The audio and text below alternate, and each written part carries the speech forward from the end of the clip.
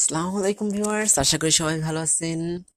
আজকে কিভাবে আপনি আপনার নগদ অ্যাকাউন্টের সাথে আপনি আপনার ব্যাংক অ্যাকাউন্ট অ্যাড করবেন এবং অ্যাড করে টাকা কিভাবে পাঠাবেন তা দেখানো হবে। তো আপনি আপনার যে নগদ সোনালী ব্যাংকে যে অ্যাকাউন্ট আছে, নগদে আপনার সাধারণত সোনালী ব্যাংকে অ্যাড করা যায়, তাছাড়া অন্য কোনো ব্যাংক অ্যাকাউন্ট অ্যাড করা যায় না। তো সেটা করার জন্য আপনি আপনার ফোনে যে নগদ আছে, নগদ অ্যাপসে চলে যাবেন। নগদ অ্যাপসে চলে যাওয়ার পর এখান থেকে আপনার নগদের পিন চাইবে, নগদের পিনটা এখানে দিয়ে দেবেন। পিন দেওয়ার পর এখান থেকে আপনি নগদের আপনার ওয়েবসাইট ভিতরে ঢুকিয়ে নিয়ে যাওয়া হবে। নিয়ে যাওয়ার পর এখানে দেখেন আপনার লেখা আছে ট্রান্সফার মানি, যে ট্রান্সফার মানি লেখা আছে, ট্রান্সফার মানির উপর ক্লিক করবেন।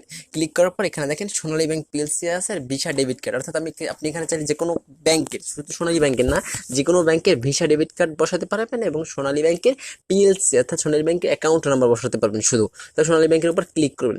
ক্লিক করার পর এখানে লেখা আছে যে নগদ অ্যাপে কোনো ব্যাংক অ্যাকাউন্ট অ্যাড করতে চাইলে আপনার নগদ অ্যাকাউন্টের তথ্য, মোবাইল নাম্বার, এনআইডি, জন্ম তারিখ এবং সংশ্লিষ্ট ব্যাংক অ্যাকাউন্টের তথ্য অবশ্যই একই রকম হতে হবে।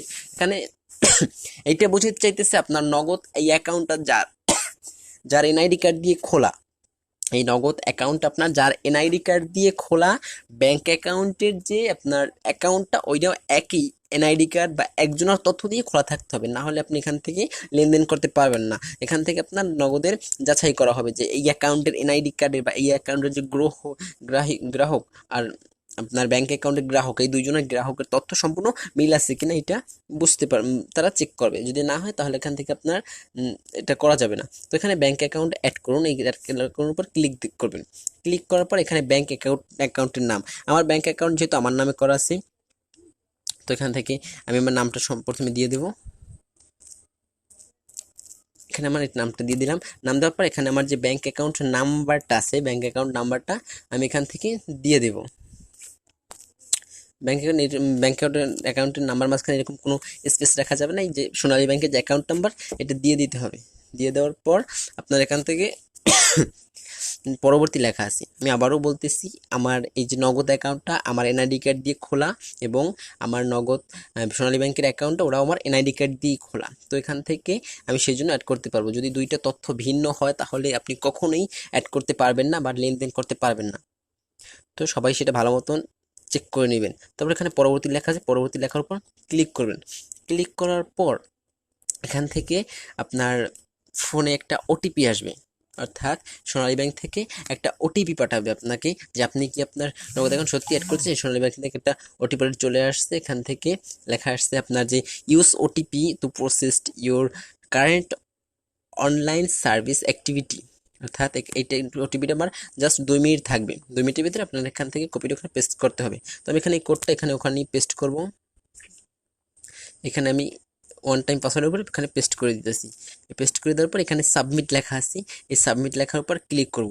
আমার দেখেন এখানে মোবাইল নাম্বার এত, অ্যাকাউন্ট নাম্বার এত, ওয়ান টাইম পাসওয়ার্ড এত, এটা 76-75 সেকেন্ডের মতন থাকবে। তারপর এখানে সাবমিট লেখা আছে, সাবমিট লেখার উপর ক্লিক করবেন। সাবমিট লেখার উপর ক্লিক করার পর এখান থেকে আপনার ব্যাংক অ্যাকাউন্ট এই যে যোগ হয়ে গেছে। এখন আপনার এখান থেকে আপনি চাইলে এখন টাকা পাঠাতে পারবেন না। এখান থেকে আপনার সোনালী ব্যাংকে আপনি আবেদন করছেন, মাত্র সোনালী ব্যাংকে একটা আবেদন করছেন যে আমি আপনার ব্যাংক অ্যাকাউন্টের সাথে আপনার এইটা পাঠাইতে চাই, মানে লেনদেন আবেদন পাঠাইছেন, তো এটা আমি ব্যাংক অ্যাকাউন্টের সাথে আমি আমার নগদ অ্যাকাউন্টে লেনদেন করতে চাই। তো এটার একটা আবেদন পাঠাইছেন তারা 24 ঘন্টার ভিতরে। এখানে দেখেন একটা এসএমএস আসছে, এসএমএস কি লেখা আসছে, ইউর সোনালী ব্যাংক অ্যাকাউন্ট এত has been successfully credit your link নগদ অ্যাকাউন্ট, অর্থাৎ আমার ব্যাংক অ্যাকাউন্টের সাথে এরা কানেক্টেড হয়েছে, কিন্তু এখানে বলছে you link with the activate, অর্থাৎ এই লিঙ্কটা, অর্থাৎ আমার এই প্রসেসটা চালু হইতে আমার 24 ঘন্টার টাইম নিতে পারে, তার বেশিও টাইম নিতে পারে। সর্বনিম্ন 24 ঘন্টা আপনার টাইম নেবে, আর টাইম আরও বেশিও নিতে পারে, সর্বোচ্চ 3 দিন নেবে, তার বেশি নিবে না। তো আমি এখান থেকে আপনি 24 ঘন্টা ওয়েট করবেন। 24 ঘন্টা ওয়েট করার পর দেখবেন এখান থেকে আপনি টাকা পাঠাইতে পারবেন। অর্থাৎ এখান থেকে যাচাইকরণের পর আপনার এখান থেকে আবার একটা এসএমএস আসবে সোনালী ব্যাংক থেকে, যে আপনি এখন চাইলে লেনদেন কি সক্রিয় করতে পারেন বা লেনদেন এখন থেকে চালু করতে পারেন। বাট এখন যদি আপনি লেনদেন করতে যান তাহলে আপনার এখান থেকে বলবে যে না, এখন পর্যন্ত করা যাবে না, 24 ঘন্টা ওয়েট করতে বলা হয়েছে। তো এইভাবেই আপনি আপনার 24 ঘন্টা পর এখানে আবার একটা এসএমএস আসবে, এসএমএস লেখা আসবে যে আপনি এখন থেকে লেনদেন করতে পারেন। তো এইভাবে আপনি আপনার নগদ অ্যাকাউন্ট ব্যাংকের সাথে লেনদেন সক্রিয় করতে পারবেন। তো আশা করি সবাই ভিডিওটি ভালো মতন সম্পূর্ণ বুঝতে পারছেন। যদি কোনো সমস্যা থাকে তাহলে অবশ্যই আমাকে কমেন্ট বক্সে জানাবেন, আমি একটা সলিউশন দেওয়ার চেষ্টা করব।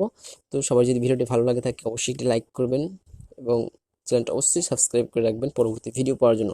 তো আজকে এই পর্যন্তই। পরের ভিডিওতে আমি কিভাবে টাকা ট্রান্সফার করতে হয় ওইটা দেখাবো, কিভাবে এই টাকা ট্রান্সফার করবেন ব্যাকএন্ডে এটা দেখাবো। তো আজকে এই পর্যন্তই। সবাই ভালো থাকবেন, সুস্থ থাকবেন। আল্লাহ হাফিজ, আসসালামু আলাইকুম।